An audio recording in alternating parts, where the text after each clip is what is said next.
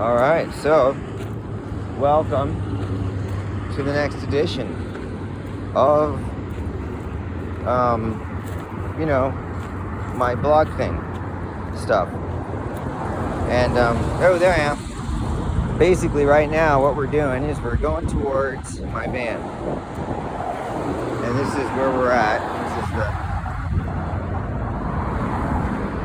welcome to the neighborhood. We're about to deal with this here. Some wood. And it's been packed up to keep the door closed because the door was broken into, the window was broken, smashed into the front seat. In addition to that, if you look really carefully inside, which you can't do from there right now, there's another problem, which is that I just dropped my keys. Wait, that's not the problem. The problem I was speaking of, conundrum, challenge.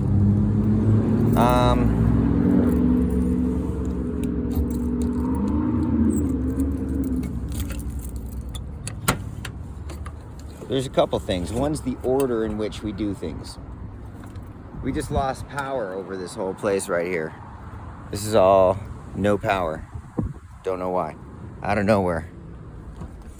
Apparently someone cut cables in 2 different places. Now that's just one story.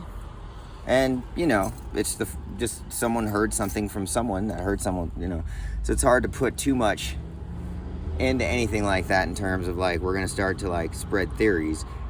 Other than I'm already concerned about IPS, which is a security Blackwater Corporation style mercenary group that's gonna basically hire our cousins and uncles to be security people and aunts and mamas, and then those people are gonna basically become the new Third Reich.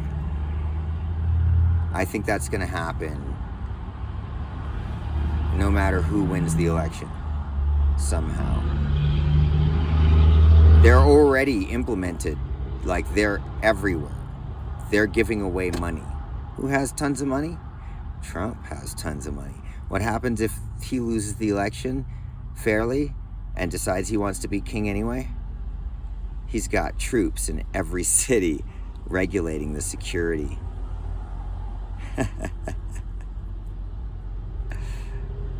Get ready for a coup, is what I'm saying. Basically, it's a coup no matter what happens.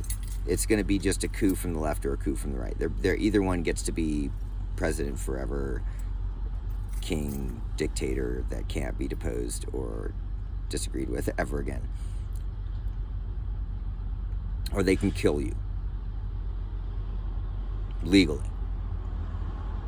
Now, because of Trump's weird, random court trial. I mean, it was basically just a bold statement. The president can now kill you. Why? Trump did something. Isn't that weird? Whatever he did resulted in the president not being able to be ever prosecuted for anything. No matter if they break the law or not, which is breaking the law. That law is breaking the law. That ruling breaks human rights law because it gives the power, it suggests that it has the power to grant authority to someone to say you now can break the commandments with no karma, nothing bad. That's not something a law can do.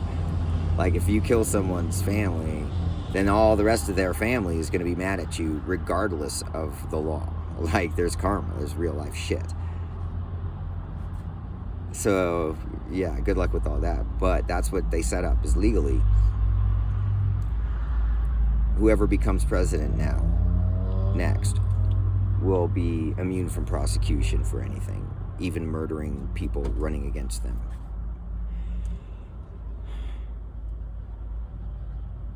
Yeah, it sounds like Cuba. Yeah.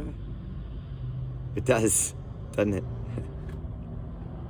Anyways, so our power just went out. I think they're implementing psyops and things to give reasons for the security company to come in. to all the different states, and then plant itself as just a like standing force. And then when the elections happen, they'll be regulating voting, shit like that. Welcome home. So next on our next blog, we're going to talk about what's going on here with my little abode, which is a little bit packed, full of stuff all the way. But just for now, you know. And I had to move everything up from the front so I could get to the door and get to the heater core and the front dash panel, because I'm going to have to put them all back together now. And I'm not sure how to. So I'm going to have to look at videos, basically, and figure it out. But after I watch the videos and while I'm trying to figure it out, I'll probably video and then show, like, this is why this is complicated for me. And maybe that'll help you when you're going through the same things. I'm the kind of guy that I'm having a good time. It's not about so much speed and making it fast and perfect, but it's more of a learning process where I'm learning how this thing works by taking it apart and putting it back together again with better parts, hopefully, and then doing that a few times until eventually I understand how my vehicle works and how the mechanics work and how the air works and the heat and the compression and all that stuff. Once you get those basics, then it's just maintenance, and you've done something where you take off nuts and bolts. You've done something where you had to kind of like hold apart and then keep, you know, put a loop around it or something. Once you've done those a few times, then they're less scary, and it's like a regular thing. The learning curve on a car is, I think, kind of harsh. It's in the beginning, it's really, really difficult for no reason. Like, it's just so difficult for absolutely no good reason at all. Because most of the stuff's very simple. Like, you take a thing, you turn it. That's it? Yeah. Well, it's like boiling water. You turn it, and then the flame goes on, and that's it. You're good. It's more about getting used to getting into weird cramped spaces and knowing whether to take a couple extra parts out so that you can get to one part, or if there's a trick, or, you know, that type of shit. Anyways, I'm learning, so that's just what I found so far. I'm sure there's going to be lots more lessons. I'll learn along the way. Right now, I'm working on a simple project. The next project is I'm ordering glass, and I should have probably figured out, no, I just paid that today, so I had to wait till I had squared up on my mailing box, and now that that's good, I can order the glass and have somewhere for that to come to, for me to basically then put it on my van. That's probably going to take a week or so. I have to do that after I get off this video. And then it's a question of, do I try and fix the door, or do I wait for the glass? Maybe I overnight it or something, or 2-day or some shit like that. But yeah, probably the order should be, hopefully it doesn't rain, and next I get the glass gets here, then I take the door apart and I can put the glass in and fix the lock and all that stuff. I might have problems with the lock, but from the inside, with the inside of the door out, I think I can just lock it. Yeah, by hand, I should be able to do that.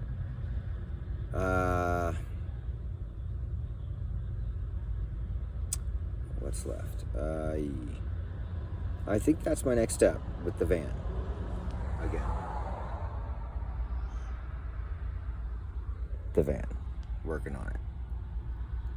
We're getting there, step by step, but you got to get stable before you get to do the pretty stuff and the creative stuff too much. You got to make sure you got a good stable foundation, otherwise the pretty stuff falls apart. But yeah, blackout, van door, Mercedes. Looked at it, looks good, found the keys. Need to basically get another one of those things my cousin gave me. I've forgotten he gave that to me. I saw him at the Savers, and didn't even know what it did. Like, I think he told me, but I'm like, okay, I kind of get it, but I didn't know. Okay, I'll just save that. I saved that for years. And then it saved my ass in the end. That's beautiful. I love it. So, you know, that kind of thing. That's pretty dope.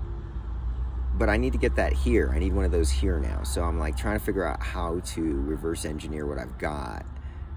I know I can go get a pack of parts. Yeah, so I'll do that.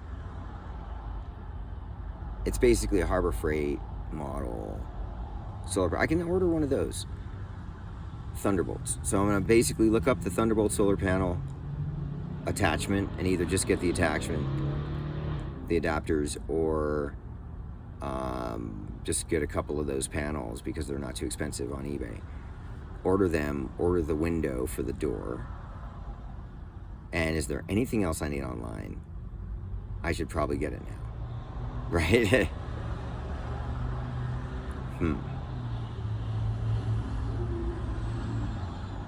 Yeah, there's some things I got on eBay in a cart. So I just gotta make sure I've got enough money in my account that I don't overdraft or something, but check that first, then order the glass, because I need the glass.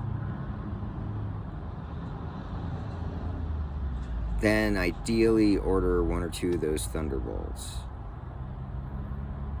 And then after that, I can maybe get a phone thing for my phone, the phone tray, or a Mophie case, or new batteries and screens. And what goes after that? Then I've got my two phones. So, I mean, the idea is with one phone I can play my music, and with the other phone I can record the session. It's the best way I've found to be able to kind of do my music from a localized place like this, where it's like me sitting in my van. I should have some kind of a padded holder for the phone and shit. I know, I'm working on it. But you get the idea. I'm basically trying to do lowest level tech that most people have access to, if they want. You don't need a SIM card or anything. It's more working with two phones as like recording devices. You can use them to do sound, you can use them to do video, and then you can make your bloggy thing as long as you got internet. Go to a place with Wi-Fi or whatever if you need to, but like, you know what I mean? And then at least our voices are heard, like they're out there. And I think that's kind of the point of this whole project, is to show what it takes as one person, what one person can do with no help from anybody. This is what one person can do with no help from anybody. Now I'll say this, I started with help. My parents helped me by helping me get a car, an RV. That was in trade for basically my claim to like $1 million in property though. So I think that wasn't me getting something for free.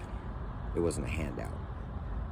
It was a bad trade on my part, maybe, but maybe not. I don't mind. I'm happy with what I got. I just gotta make sure I fix it up and take care of it.